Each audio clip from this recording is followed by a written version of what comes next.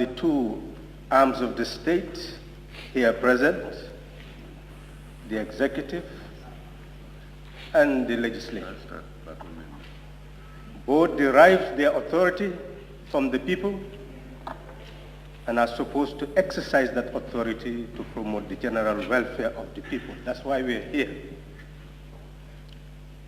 Honorable Speaker, the executive is empowered to appoint ministers who are supposed to have the competence and experience to exercise direction and control over ministries and other government business.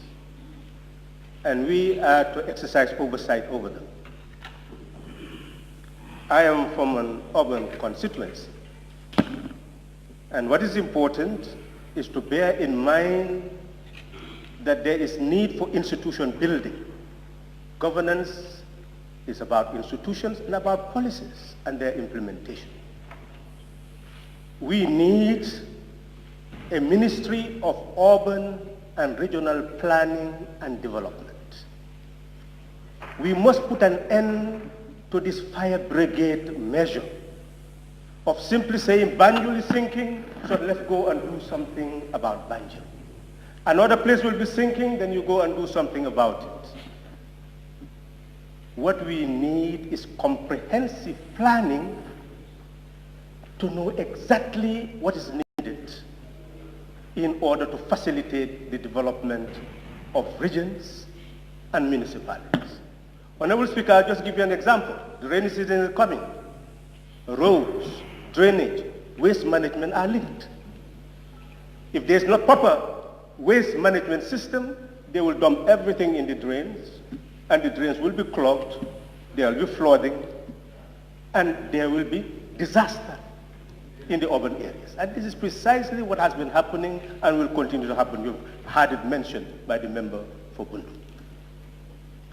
So you need responsibilities to be demarcated. They will tell you right away, the municipalities are responsible for secondary roads. The roads authority and the ministry responsible for the major roads. But where is the linking of the two? They are linked. Which means that at this very moment, you need a relationship between the ministry and the municipalities. Not just based on mere words, but seen as these are institutions. And therefore, they must have a relation that will be visible, known. It means that the ministry and the municipalities should sit down and sign a memorandum of understanding to agree on an agenda and agree which institution is responsible for what, and a work plan established that is time-bound. Then we will not say, the rainy season is here, what is going to happen? Honorable Speaker, this is how we must work. Fire is a menace in the municipality. People lost everything and they have nowhere to turn to. What is the purpose of a government? What is the purpose of a municipality? You collect rates. Why can you not have an inbuilt system in those rates for fire insurance? If 30,000 people pay $100, that's $3 million. Providing you with fire facilities and also being able to reconstruct certain buildings and offer disaster relief. Honorable Speaker, things will not drop from the sky. That is the purpose of using our brains to be able to manufacture the type of policies and programs that will address the needs and aspirations of our people. That is the purpose of a government, both local and national. The ID card is menace. What is the purpose of planning? We had a problem with the company before. Then eventually, government took a decision. What is the decision? It's to provide a service. Why should you give any chance to a company to put this menace on our people when it does not have the competence to provide the service to our people? What is the purpose of that company? So government must go back and engage that company, that services are supposed to be delivered with efficiency and effectiveness. If you are incapable of doing that, then you are not fit for purpose. So we should not continue to demand for what we have a right to get. That's why we say taxation without representation was unacceptable. That's why we put an end to colonialism, so that taxation will be linked to representation and the people will get the services that they need. Honorable Speaker, I have raised questions about these chieftaincies who are being removed. Honorable Speaker, here is a commission of inquiry, the Faraba Banta Commission of Inquiry. Go to page 51 of that inquiry. It is recommending that the community structures that can enforce stability and peace must be consulted at all times before government makes a decision. That the lack of cooperation between the VDC, the youth, and the Alcalo is precise, and lack of understanding is what gave rise to the crisis. And therefore, the government must ensure that there must be a consultative process in all these villages before any decision is made that concerns the villages. You go and remove the chief of Ngayen Sanja. There is a VDC, youth organizations, Alcalos. Who did you consult?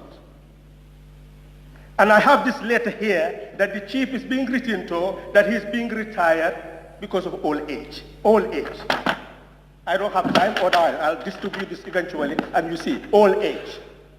Where in the Local Government Act, in the Constitution, that there is an age limit to chiefs? And here it is saying it's through executive order.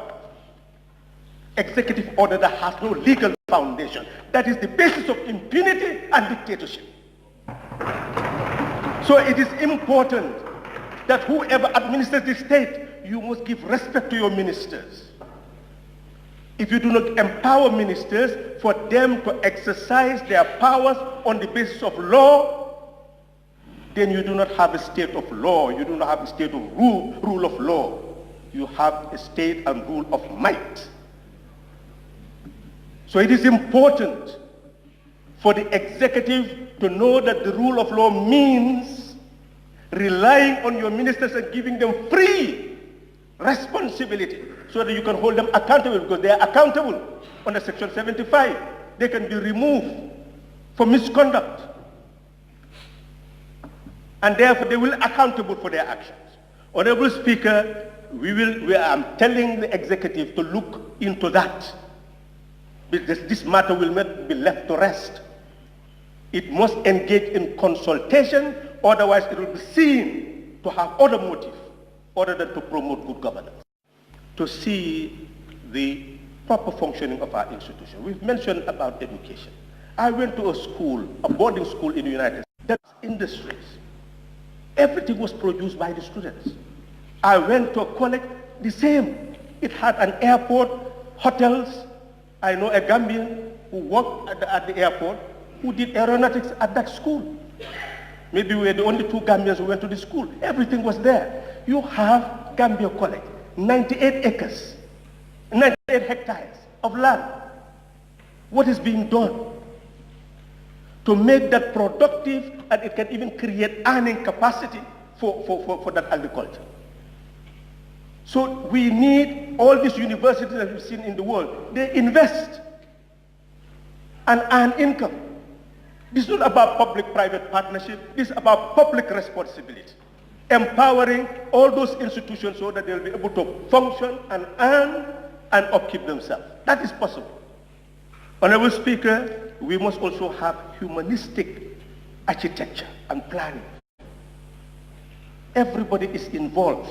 All of us are citizens, sovereign citizens. Nobody should be left out.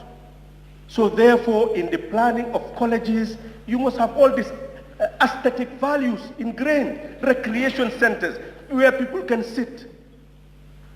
It's not just create concrete jungles.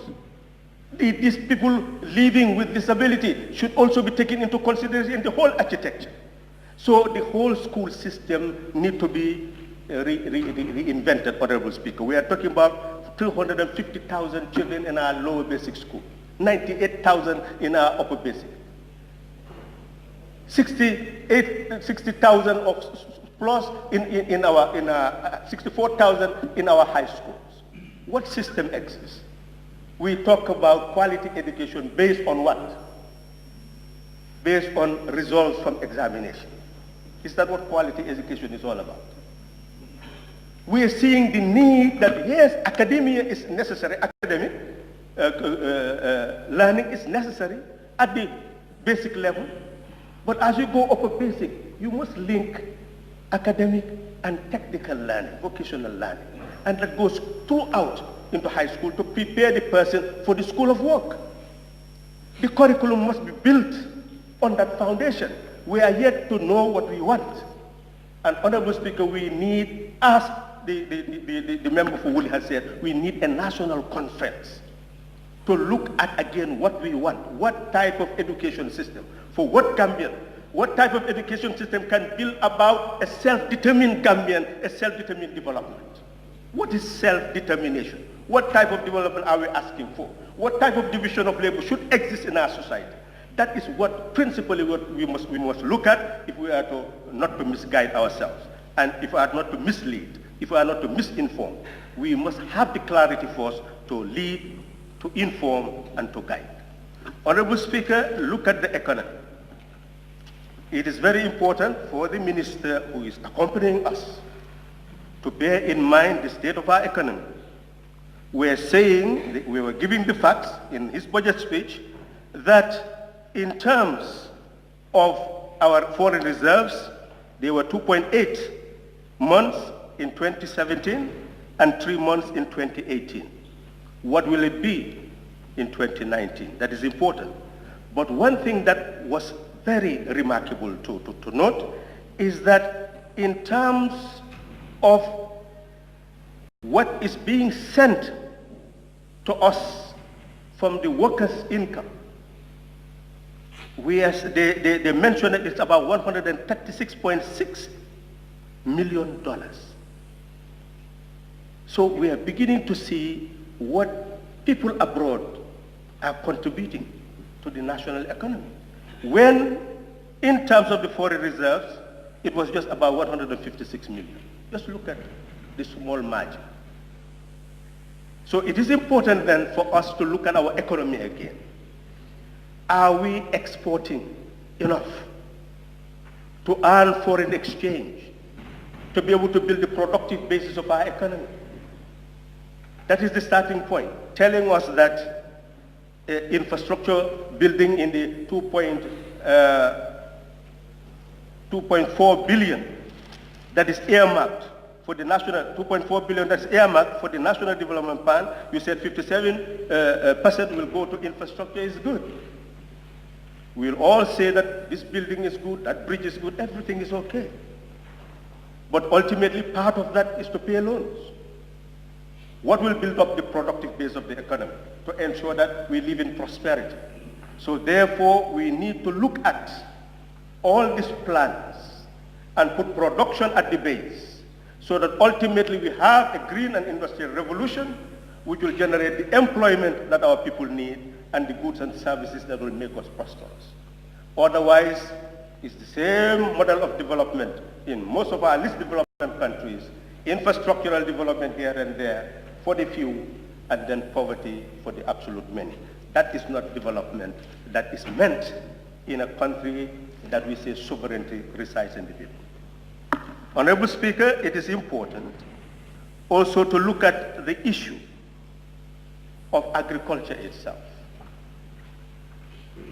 People cultivate the land, and at the end of the day, what happens? They find it difficult to even sell their crops. Honorable Speaker, we need a cooperative banking system where resources will be injected so that the farming communities will build their family farms, get fertilizer, seeds, and farming implements and farm.